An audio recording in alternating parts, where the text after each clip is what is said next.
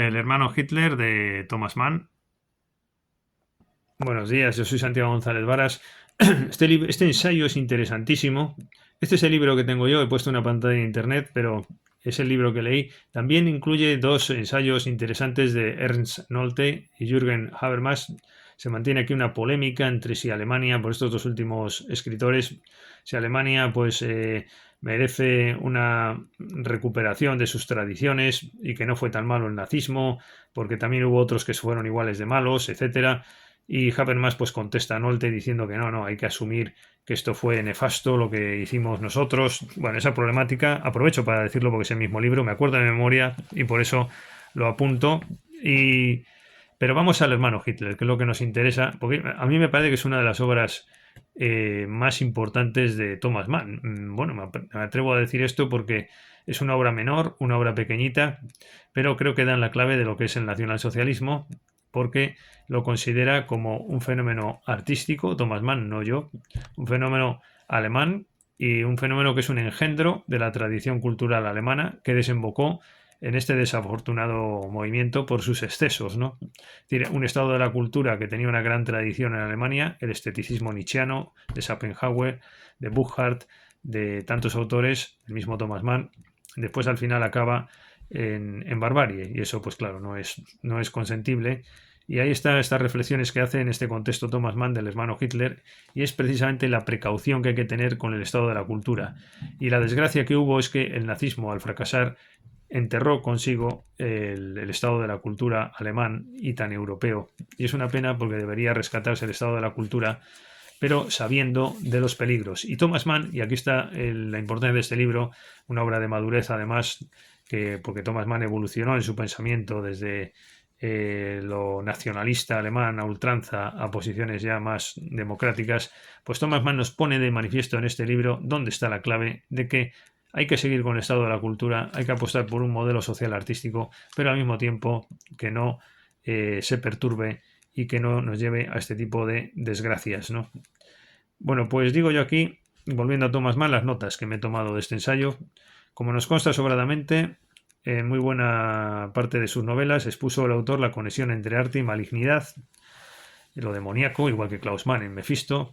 Antonio Kröger, por ejemplo, llega a dejar caer el personaje protagonista en medio de un discurso largo sobre la asociación referida del arte como maligno, que la explicación de que un determinado banquero había cometido ciertos crímenes estaba en que su alma era artística. Esto lo dice Antonio Kröger. También Mossburger, en El hombre sin atributos de Robert Musil, hace esta asociación entre un personaje malvado por el hecho de ser artista. En distintas obras de Schnitzel, de Stefan Zweig, de manera más consciente o inconsciente, los personajes malos, en la señora Berta o en Stefan Zweig, se pone manifiesto que el personaje pianista o violinista, en el caso de la señora Berta, es el que trae el mal a la protagonista, a la mujer.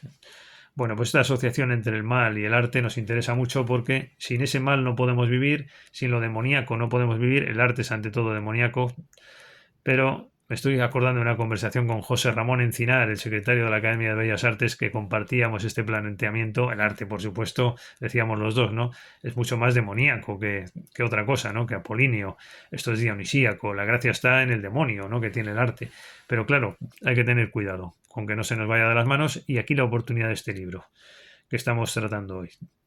Por eso no puede extrañarnos que este ensayo breve, Hermano Hitler, que se reseña ahora, donde se dice esto sobre el nazismo, frases entrecomilladas. ¿No habría que percibir en este fenómeno una variante del artista? De una determinada execrable manera, nada le falta. Claro, es que esto viene a cuento de que en las sociedades de hoy, que son infantiles, todo lo artístico, como se considera el arte como una especie de cosa infantil, y la cultura, ¿no? Pues eso todo es muy bueno. No, es que este movimiento fue un movimiento artístico, el nazismo, pero en su esencia, porque después fue en contra de los artistas, a los que asesinó sistemáticamente, ¿no? Pero en su esencia tiene elementos del esteticismo tradicional alemán, pero es que eso es lo que hay que reconocer para precisamente evitar primero interpretaciones superficiales, ¿no? De gente que es maniqueísta y todo lo que es bueno, cultura tal, no puede tocar con el nazismo, ¿no? Oiga, no, es que sí tiene una relación muy clara, como nos dice Thomas Mann, pero precisamente por eso hay que tener cuidado. Pero no todo el arte, eso es la democracia y tal, y lo que es malo es y antiartístico es el capitalismo y el nazismo. Es que son unas versiones ridículas, ¿no? Las que tenemos hoy día y así nos va, ¿no? Y además el peligro es que no seamos conscientes de los riesgos y que vengan movimientos de este tipo y arrastren a la población, porque como es imbécil para decir lo que está diciendo, pues también lo será para cuando venga un elemento de riesgo, ¿no? Bueno, pues por eso hay que tener en cuenta voces como esta y considerar esa relación entre el nazismo, esencialmente, y Hitler y el nazismo. Dice en otro texto, el fin indefinible, la rabia contra el mundo, el instinto revolucionario, el ansia de imponerse, el ansia de someter, el sueño de ver alguna vez el mundo desvanecido de miedo y amor, todo eso es el nazismo y es el arte, ¿no? Todo esto lo desarrollo yo en mi ensayo, que verá publicación con muchísimas citas, muchísimas citas que ponen de manifiesto estas asociaciones de Maray también, el escritor húngaro, de infinidad de escritores, de Chesterton,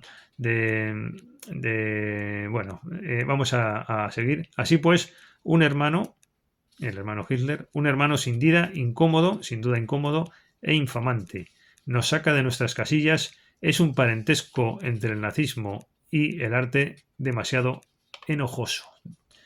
El arte contagia la política. Hitler es el hermano del arte, el hermano nefasto, pero hermano. Todo esto también en Mefisto de Klaus Mann lo desarrolla con ocasión del personaje Pelch, un poeta que expresa por qué él es nazi, porque es poeta, el nazismo es oscuro y representa lo poético, ¿no? Precisamente Klaus Mann, que era comunista, y nos escribe esto, ¿no? Como crítica, y estas son versiones de fondo de autores importantes que dan en la clave, ¿no? Lejos, como decía, de las versiones superficiales y maniqueístas. Thomas Mann, en Hermano Hitler, de 1939, no escatima reproches al líder nacionalsocialista y así ha de hacerse de forma especial cuando acto seguido nos va a presentar una tesis que puede sorprender a muchos, como vengo diciendo. Y es que, según Thomas Mann, hay un fondo artístico en su variante negativa o maligna que explicaría el origen y desarrollo y consecuencias de este movimiento político. Bueno, político entre comillas, porque esto de político tenía poco. Era un movimiento biológico, artístico, llevado a la política. Es la estetización, como dijo Walter Benjamin, es la estetización de la política, el nazismo, ¿no? El fascinante fascismo que dijo Susan Sontag. Bueno, designa a Hitler, Thomas Mann, como artista de barrio rechazado. Muy bueno, la verdad. Es un artista venido a menos, un fracasado, malogrado artista, pero artista, ¿no? Y al movimiento nazi lo califica Thomas Mann como una herramienta histérica y teatral, hija del infierno.